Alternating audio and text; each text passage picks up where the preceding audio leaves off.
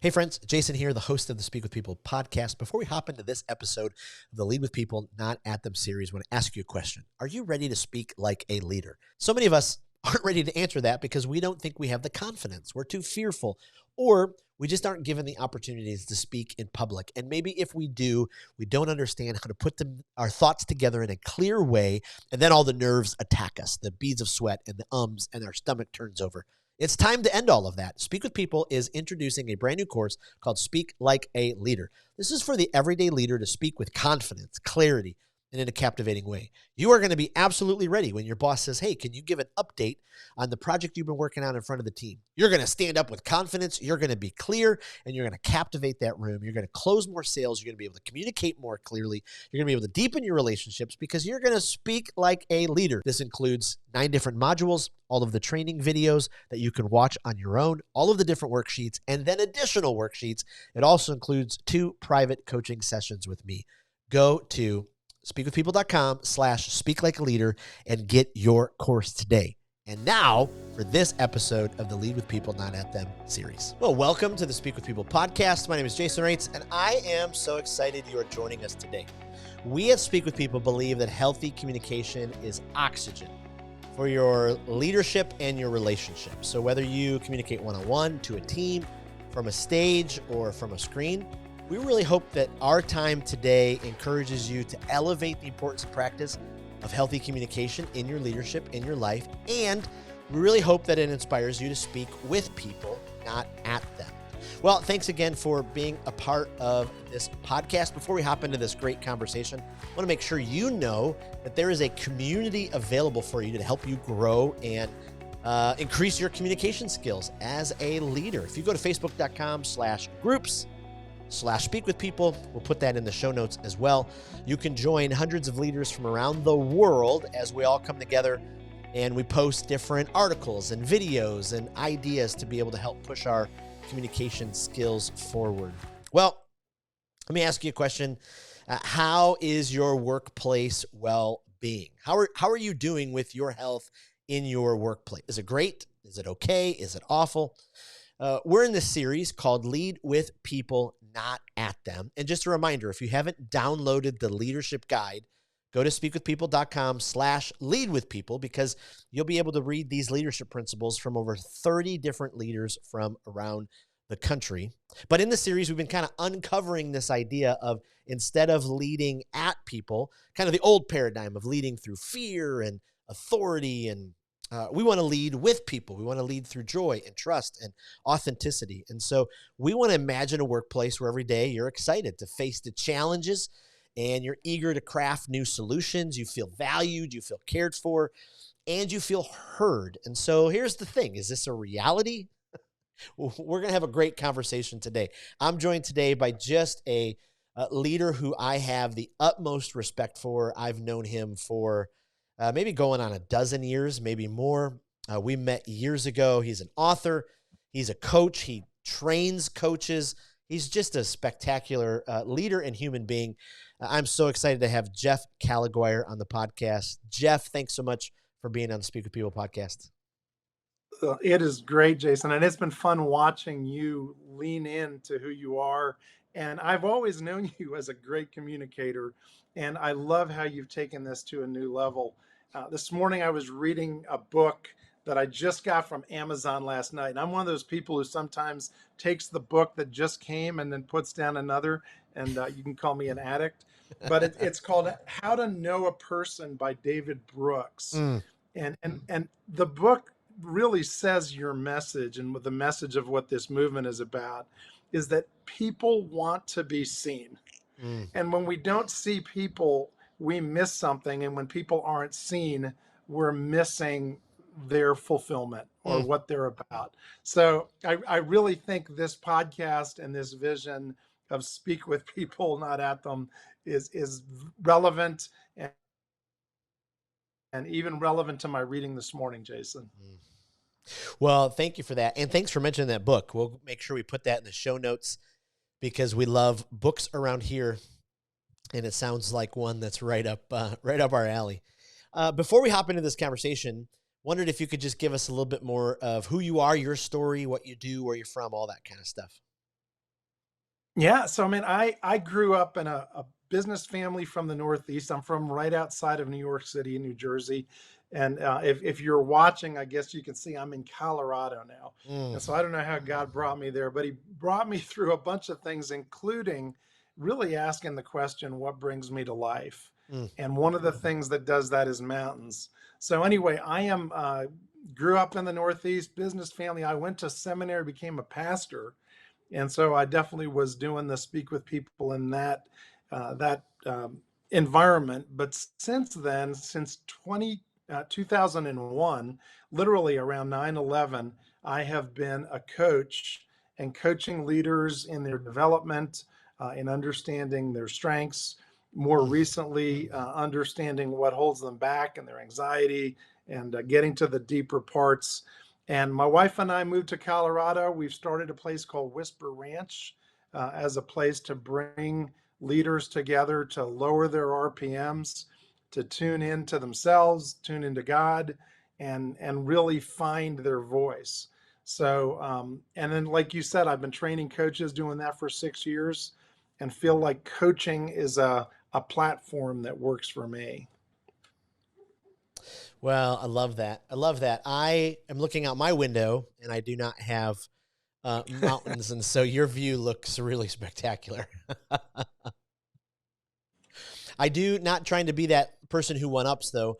I did our first international leader on the podcast a month ago, and she was from Switzerland, and so she was telling me all about the Alps and the lakes, and I was like, "Wow, Oh, well, that is a one up. that." Switzerland, ours are kind of like the kids. Switzerland are like the grown-ups, or I guess it's the opposite way around geologically.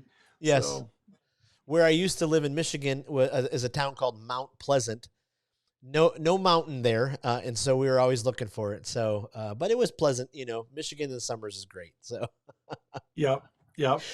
Well, as we kind of dive into this topic and idea, I know some of our listeners are probably like, it's my job. I shouldn't enjoy it. I shouldn't be happy. I shouldn't look forward to it. But I love some of the conversations we have. And I've followed you on LinkedIn, and some of the things you've been posting have been eye opening to me.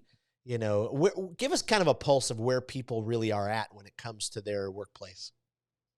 Yeah, so kind of like the speak with people vision, people do better and they're more effective when they are cared for. Mm, I mean, it's not rocket science. And yet, there's some statistics I recently read that if your employer cares for your well being, you're 69% less likely to actively search for a new job. Okay, wow. so it's good for business. So when the employer cares for your well-being, people are 71% less likely to experience burnout. They're Wow. 5% more likely to advocate for the company, three times more likely to be engaged, 36% more likely to be thriving in their overall life. So I know those are a lot of quick statistics, but all to say, Jason, when a company, a church, an organization knows how to and then actually intentionally invests in the well-being of their people, their leaders, and creates that culture, it creates a lot of good and a lot of Mm, effectiveness. And so, the question I tend to pose is, yes, that makes sense. That's been my own experience. How? mm. And if you're someone who's listening going, yeah, my company doesn't really seem to care, you're not alone. Literally 24% of people this year say that their company invests and cares for their well-being. Only 24%. Wow. So Wow. most companies, most organizations are not doing this. And I think it's not because they don't want to, they just don't have the tools or have the equipment to be able to do it. Interesting. So do you think the majority is in the camp that it's not that they don't want to, they just don't have the skills, because in your estimation, what do you think is the percentage of companies that, just kind of view their employees as a spoke on the wheel, get the job done, if you don't, we'll get somebody else, as Yes. opposed to the companies that are like, we're doing the best we can. We don't really know what to do.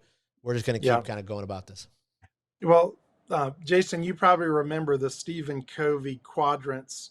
Quadrant two are things that are not urgent but important. Mm, And this is definitely one of those things that someone's not going to come to you as a leader if you're leading a company and go, "Are you doing this?" But ultimately, it's going to create the effectiveness and the bottom line that you care for. But I mean, kind of like mentoring. A lot of us in leadership think mentoring is really important, but I've never been mentored. right. And so I think Right.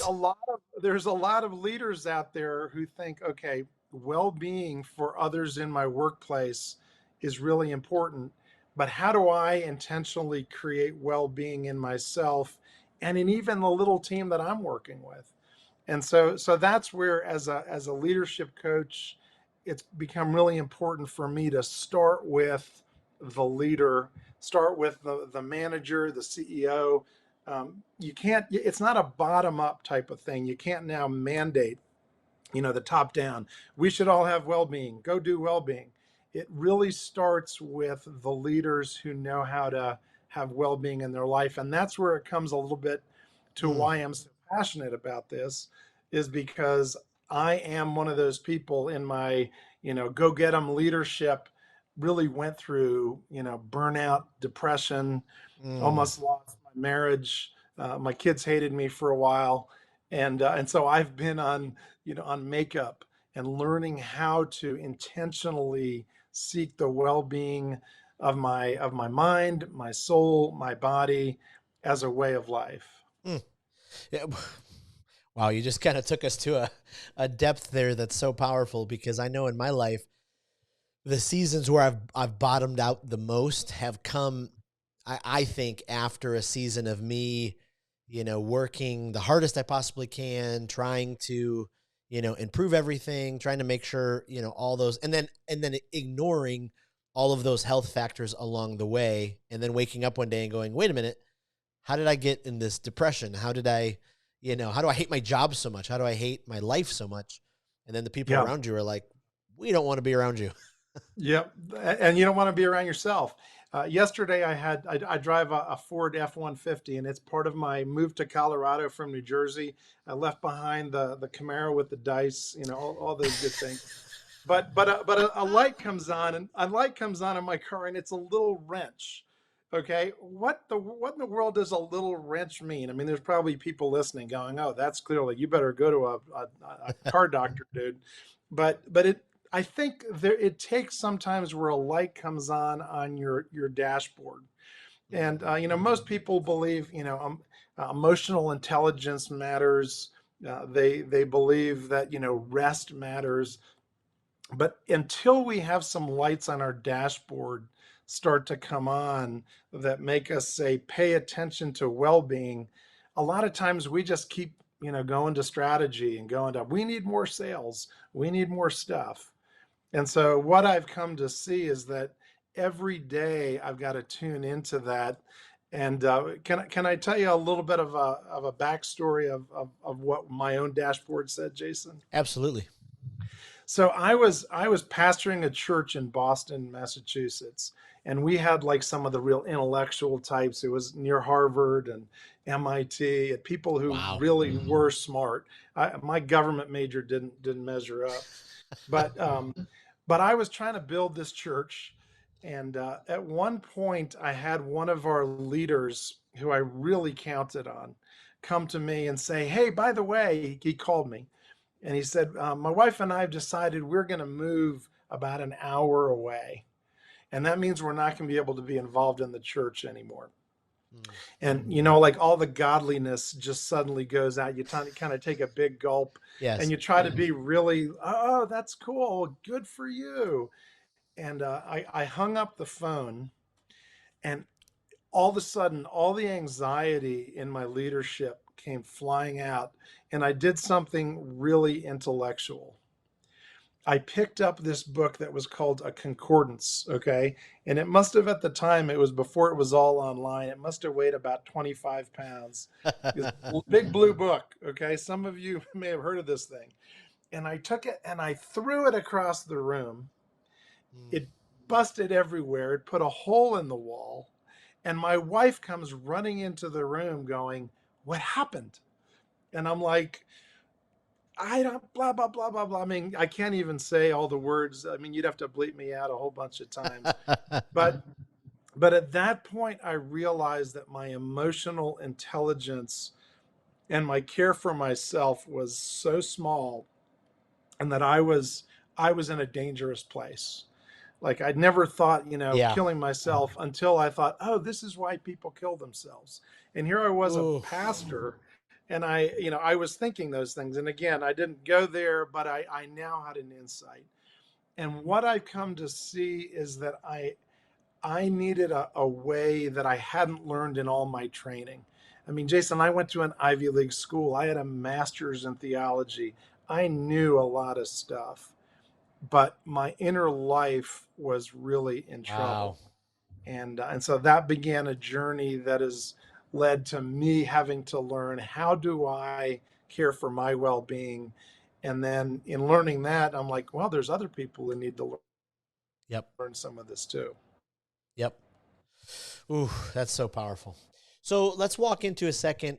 I'm working in a place and I have a suspicion that, there are some toxic things that are going on, but, maybe I think I'm crazy because, they're good to me. They pay me every 2 weeks or, whatever it is. I have a job. I should be grateful. But, I keep kind of ignoring some of these, we'll say the things on the dashboard when it Light on the comes dashboard. to, Yeah. yeah, the toxicness in the workplace. What do you think some of those would be? Yeah. Yeah. So one other statistic, and then I'll go to that, Yeah. is we have 60 to 70,000 thoughts a day. I don't know how someone measures that, but a lot of thoughts, right? 95% are the same thoughts we had yesterday. 80% of those are looked at as negative, not positive. Okay, so becoming attuned to our own thinking is actually a great growth adulting thing to do. Mm, But what I've seen is most of us aren't attuned to our thoughts. The good news is, according to neuroscience, we can change. Our mm, thoughts can change, old patterns can change. But in the workplace, a lot of us have accepted the way things are as just the status quo. And we've got what John Gordon calls um, energy vampires in our workplace. It's a mm. great, I mean, like, do you know what an energy vampire is, Jason? You probably can think of some, right? Yeah, I'm formulating some thoughts. This is great. Okay, so an energy vampire would be an example. God bless her soul. I'm sure she's long gone, but I worked in my dad's company. He was a CEO of a paper company in New York City. So think Dunder Mifflin in New Yes. York. And I was a kid. I was in high school, and I used to sit in the order department across from Frances. And Frances would smile as she was talking, as she had a big cigarette she was smoking. And as soon as she would slam the phone down, she would just start cussing about how lousy these customers were. They want too much. And I sat across from Frances for a summer, and I realized, that I was in a bad place. Mm, And what I've come to realize is what happens in work cultures, whether you're, seeing people a lot on cameras or you're in person, is we can pick up the tone of our workplace. And so people will pick up the tone. So if there's a lot of complaining becomes a way of life. You complain about management, complain about the customers and the clients. And so I mm, think I think as you look at your workplace, do you have energy vampires there? And has that affected you? Okay. And like you, I know you've even posted, the good news is we don't need to accept our environment. We mm, don't need to we don't need to just be sponges and let our mirror neurons reflect back, what we're experiencing. And and if you're having those things, the first thing you need to do is just tune in to how are you being affected by your work culture mm. right now. Just asking the question, am I happy? Am I excited? Or am I feeling angry, fearful, you know, insecure. And when that tends to happen, it breeds in a culture. Wow. Wow. Absolutely. And it's amazing. We just kind of like, if we don't pay attention to it, we wake up one day and we just, think that this is supposed to be normal. And then maybe somebody new starts and, they're starting to pick up on all this. And we're like, it's just the way it is around here. Exactly. And it's like energy. If you're not putting energy into something, it goes to a lower common denominator. It goes Right. to a lower level. And so a culture doesn't start out to be toxic. You don't start a company and go, let's create a toxic environment where people quit. But Jason, you've probably heard the number one reason why people leave a company. What is it? Their boss. Their boss. Yes. And what would you say how would you say their boss is treating them? Is he speaking at people or speaking with people? Right. Right. Most likely, probably at. So their boss doesn't necessarily have emotional intelligence. So the vision I have and why, we're building this coaching process and doing all this training is because we want to help the boss be transformed. Okay. And then in the boss being transformed, they can then bring that to their people. And the bottom line is more people will stay, more people will be engaged, and more people will Yep. feel like they are cared for and coached because there's an environment that is investing in their well-being. And some companies now are even putting that into their, like as part of the requirements, they want to have coaching and processes that invest in well-being. Mm. And those can certainly be, sending people to the gym, but it can also be a process that helps people know how to rest, know how to get better sleep, know how to handle emotional downturns. And and so that's where, coaching is a way to help do just that. I love it. Let's go back for a second. We're talking about the boss, and one of the things that has struck me, especially in my leadership, uh, and I years ago I left a position that I absolutely adored. Like I'd probably still be there to this day, but I just felt like my boss, after multiple conversations over the course of a year, it was just apparent to me, okay, this is not going to change, and so for my own well-being, I can't be in this kind of culture. Now, people on the outside thought I was crazy because the outside looking in, it looked magnificent. This boss seemed magnificent until you got on, to the inside, and you started to experience these little, energy vampires, right?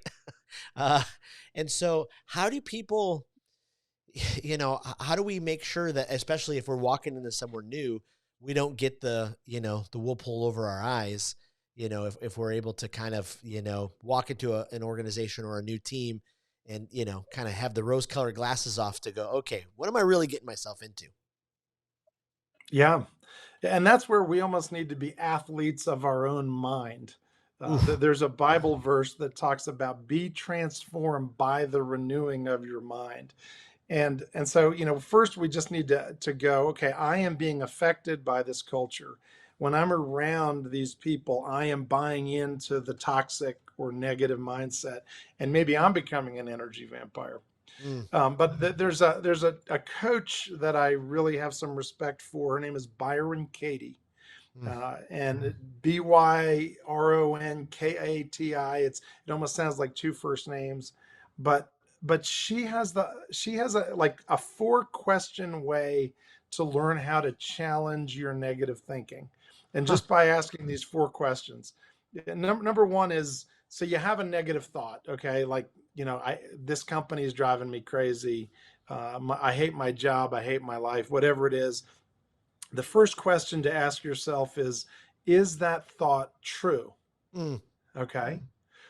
And it could be that, well, maybe it is true. It is driving me crazy, or I'm not really thriving here. So you're getting to truth.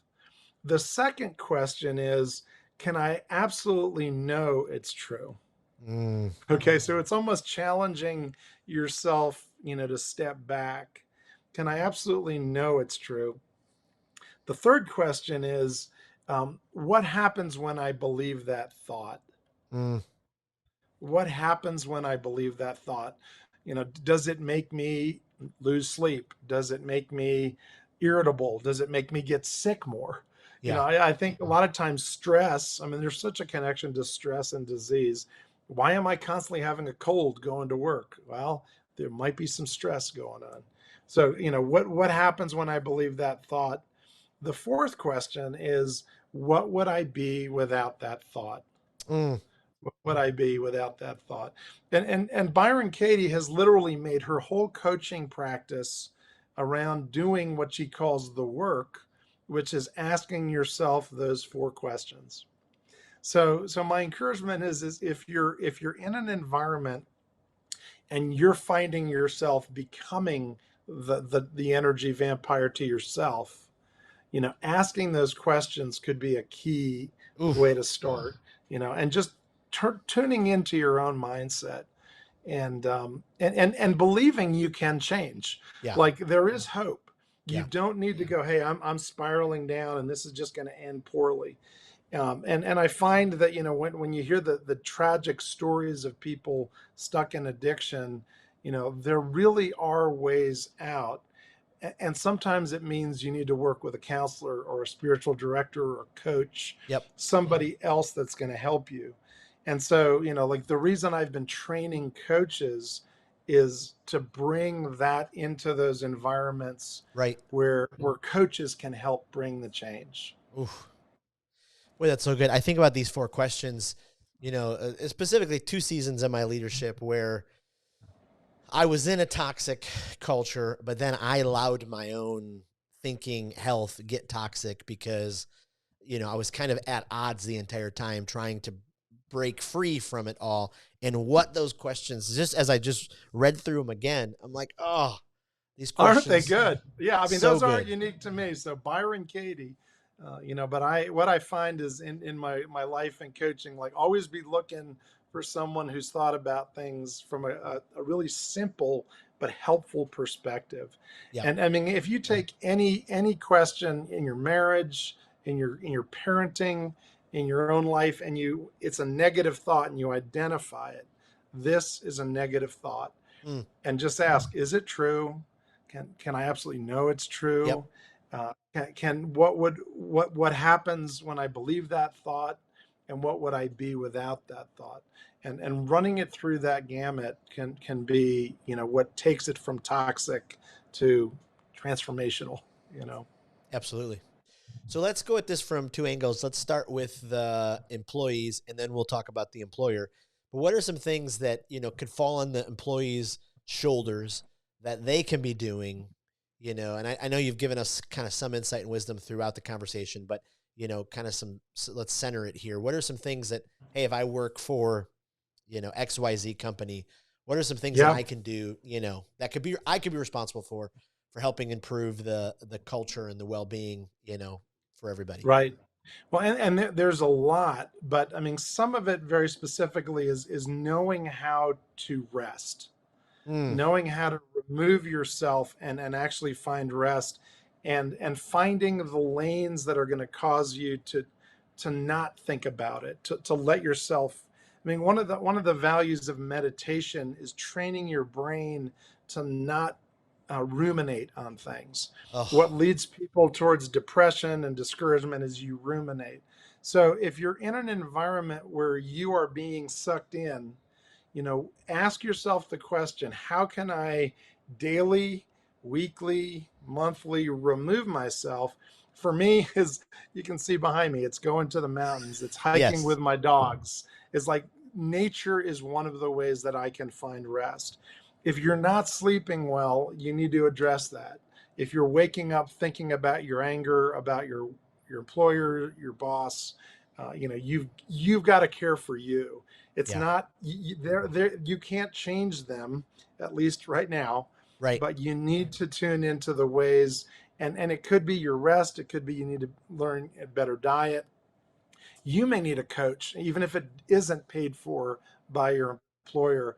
And maybe they're going to help you either change where you are, or maybe you do need to leave and be okay with that.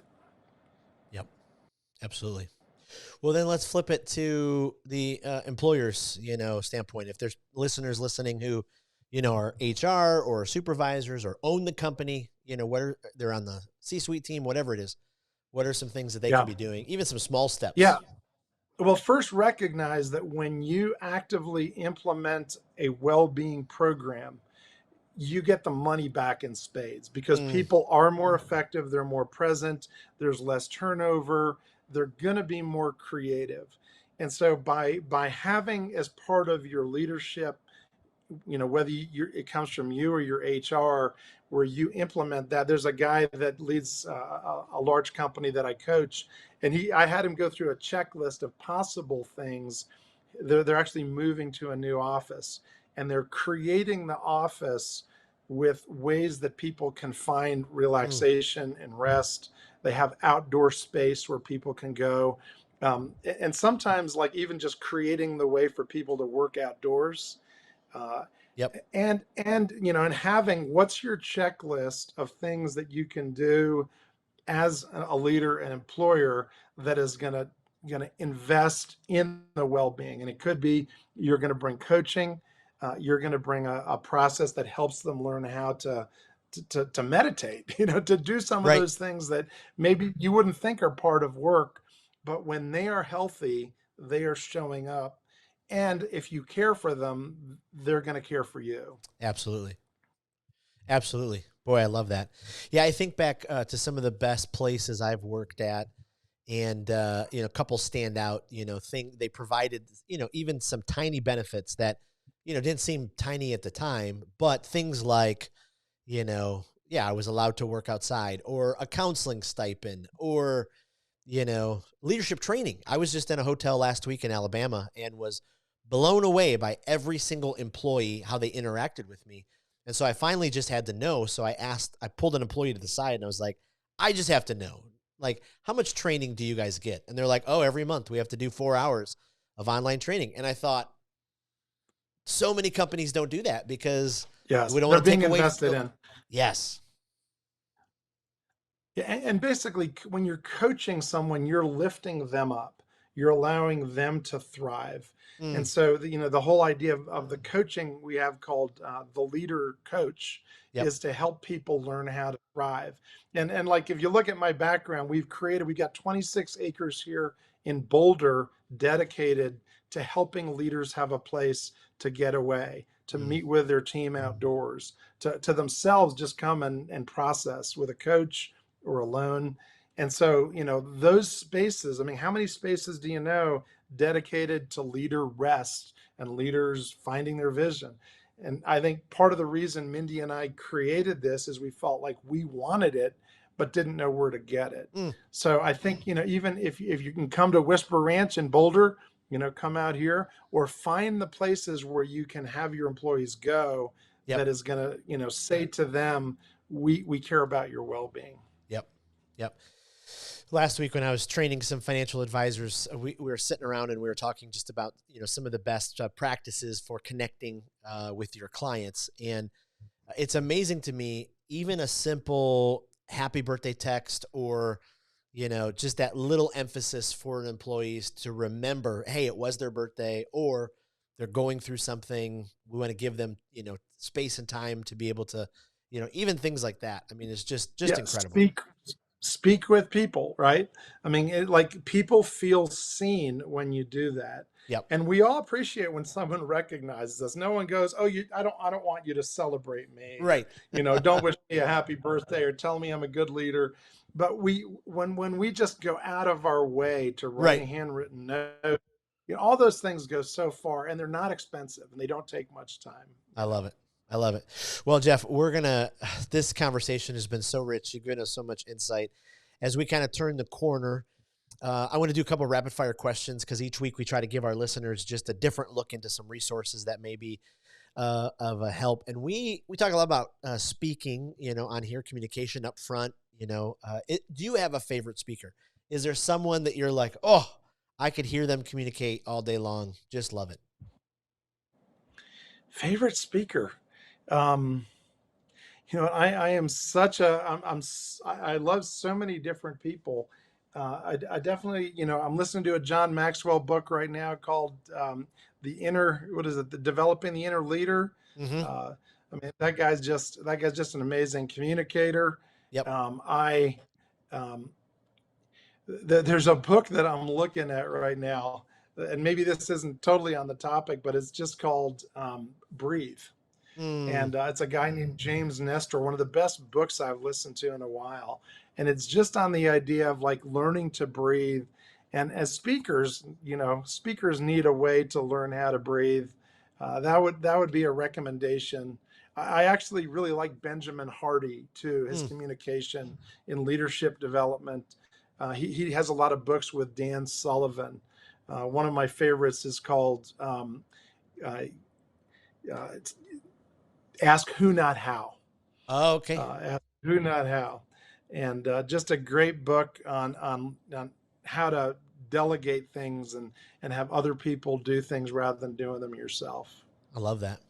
So speaking of books, is there like one book if you had to, you're on a desert island, you know, if somebody that is going to, shipwreck, go on a desert island, they can only have one book with them. What's that book that you would say, hey, oof, got to have this book with you? I mean, I come back to Stephen Covey's Seven Habits of Highly Effective People. I've Yep. read that over and over again. I think that one, just if you haven't read it or reread it, going back to that on Think Win Win, sharpening the saw, it's just seven little pieces of wisdom. And I know most people here probably read that, but I just find that book was probably the first book that made me think, wow, I can change. Things can change. I can develop habits, and I'm Yes. I'm all about developing new habits. And I think leadership, leaders that are growing are developing habits. The book on habits. I'm trying to remember his name. Looking at my bookshelf now. There's a book on tiny habits by Atomic Habits. Benjamin Fogg. There's Atomic Habits. And so I'm just a big believer in the power of learning habits. I love it. Okay. Last question. If we come to Colorado, what's the one thing that we've got to do with all the stuff that's available?